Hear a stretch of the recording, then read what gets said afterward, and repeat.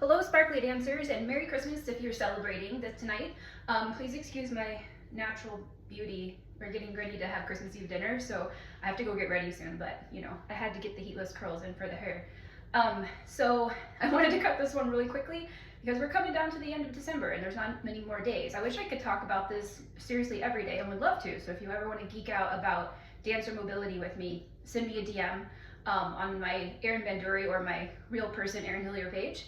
And I would love to talk more about this with all of you. But I get a question a lot, and by a lot I mean like maybe 4 people have asked me this in the past year, but I like to start off strong, about what can I do to either start doing floor work, or I've been injured or something, or it's been a long time since I've done floor work, how do I get back into it? And this is obviously a discussion that could be like a whole workshop, it could be a whole series, it could take forever because there's a lot of floor work, conditioning, and mobility and pre-work that you want to do to make sure that you are going into that safely. And then once you're safely doing floor work or starting floor work, it's a progression like anything else. So in yoga, we don't walk in and do a handstand on day one. You work into a progression to build the strength and the musculature and the body alignment to support it. And then when you're ready to push up and do a handstand or a headstand, then that day magically happens because you've built the foundation going in. Floor work, in my opinion, is no different. And I think a lot of people err on the side of starting it early or starting it with no preparation or a plan for how they're going to get there. They simply come down to the floor and then they're like, oh, what next? So because this is supposed to be a short video and because, I gotta be cooking some potatoes soon, I'm gonna talk about 2 things that I always recommend to everybody, even if you are an experienced floor worker, or especially if you're a beginner dancer or coming back to dance after an injury or a length of time. 2 things that can really radically improve in your floor work or start your floor work progression are to check on and then condition or train 2 separate body mechanics. The first one is dorsiflexion, which I can't show you, there we go. Dorsiflexion of the ankle. And what dorsiflexion, it's a fancy Jeopardy word that just means you can flex your toes back towards your knees. So this is dorsiflexion. When you're flexing a muscle, you are shortening it. So we're shortening the muscle on the front of the leg around the shin that's attached to the shin, and then we are elongating the calf in sympathy. So I'm going to show you a little test so you can determine what your dorsiflexion is doing right now and a place to start, or where you could move ahead from that. And the other one that I really encourage everybody to train all the time is supporting muscles around your knees and moving up into your quad. And there's one exercise that I do every day, and I'm going to show you and recommend because it not only helps you with getting down, it also helps you get back up off the floor and to keep your body in alignment in case you want to balance a sword or a basket or whatever, which is a whole separate part of floor work that you have to be able to maintain if you're going to do floor work and prop work together. Again, like I said, I could talk about this every day, all day. But first, we're going to talk about these 2 things. I'm going to keep it contained. I'm so excited.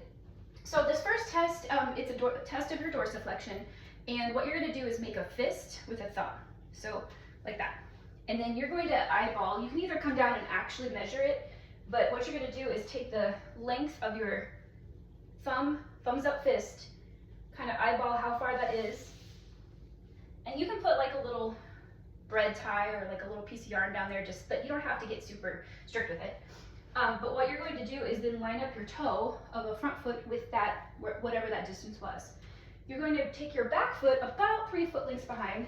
Sorry about this view, enjoy it though. And then what you're going to do after that, once you're in this stagger stance, is you're going to keep both heels down, really press them firmly down, and take your knee and drive it towards the wall. Now, one of 2 things may happen. This may be fairly easy for you, or actually one of 3 things. Maybe fairly easy for you, your knee hits the wall and it feels fine, and both heels are down. In that case, you have great dorsiflexion in your ankles and you probably don't need to train this.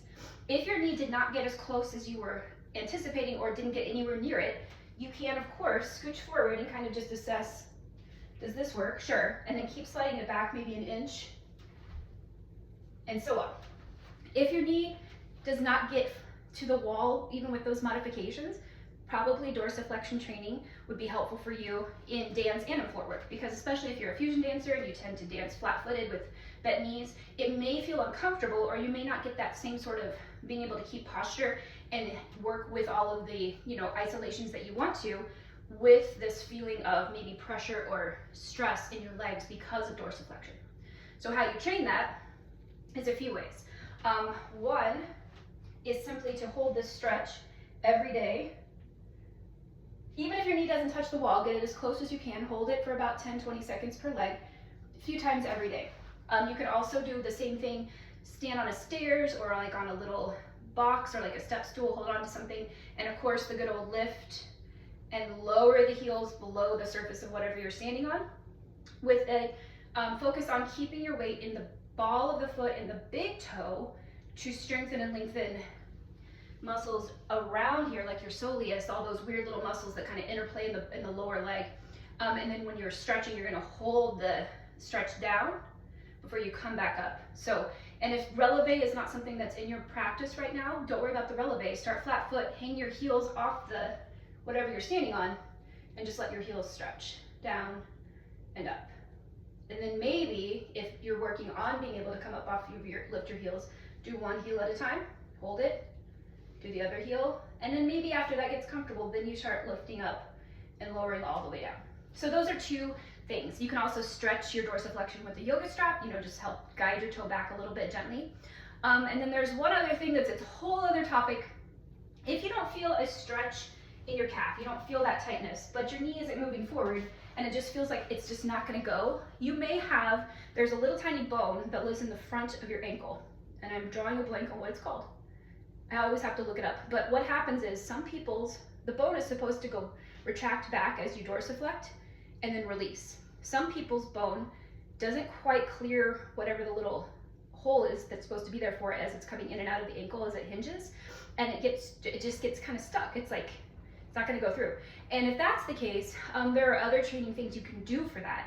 And knowing the difference between whether you have tight calves and need to work on elongating the shins and flexing the calves, I said it backwards. Flexing the shins, elongating the calves is one thing. If you find out that it's the bone structure thing, there are things you can do to kind of encourage that bone to realign and move like it's supposed to. Whole other workshop topic. But if you want to talk about it, let me know. And I'll even make videos of that outside of Sparkly Dancers if you're interested. The other thing I highly recommend, this is number 2, for floor work is a single-legged split squat. So what that looks like is your feet are in alignment with your hips. Your back foot is maybe 1 or 2, it depends on how long your legs are, 2 or 3 foot lengths behind, and you're going to make sure you watch in a mirror or watch in your camera that your body is going to stay over your hips. And you can do this with or without weights, or you can do this holding onto a chair, the wall, a table, anything you want, and you can even do this in a chair, which I'll show you before I cut this off. But what you're going to try to go for are 5 slow being the key word here, slow, strong, and in alignment split squats with your chest lifted, not necessarily coming down to the ground till it starts to feel good, especially if you have an injury or if you have knees that tend to get injured easily like I do. You might want to start with just a half squat. So just working on being able to come down, keeping the chest up, body in alignment, gaze forward and back up. I do 5 of these every day. I had a bad leg injury a few years ago, and I still have some wonky knee problems because of it, but I try to do 5 unweighted, usually like if I'm waiting for water to boil or waiting on something to happen in my life, I'll just knock these out, 5 on each leg.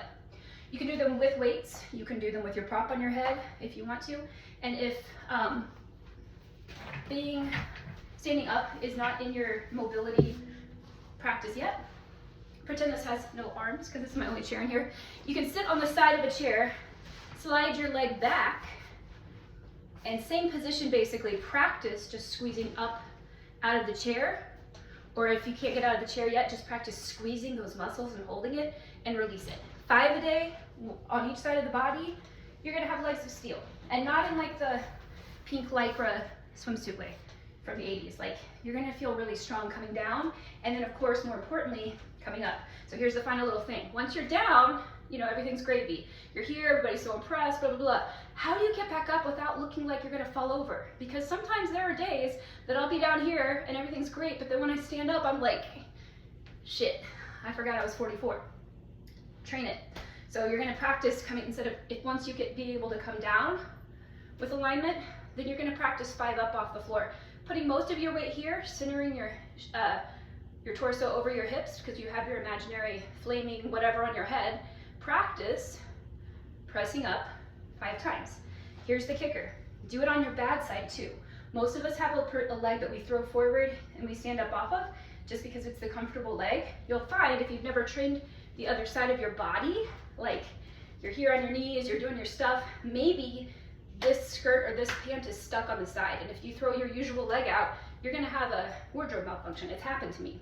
So you have to train the other side of the body to be just as rock solid without falling over.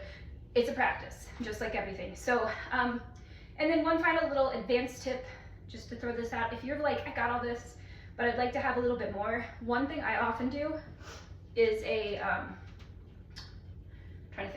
is a squat I change my knees and then I squat between each one. So this is kind of like, I'll do this maybe once or twice a week. Coming down into a nice wide squat, try to keep my chest lifted. Once I'm here without holding on to things, or hold on to things if this is new for you, I'm gonna come down, then I'm gonna switch my side. Step up, and this is again where you're gonna practice that graceful rise, but as soon as you get steady, try to see if you can hold that squat the whole time. I have 5 million more of these exercises for conditioning for floor work.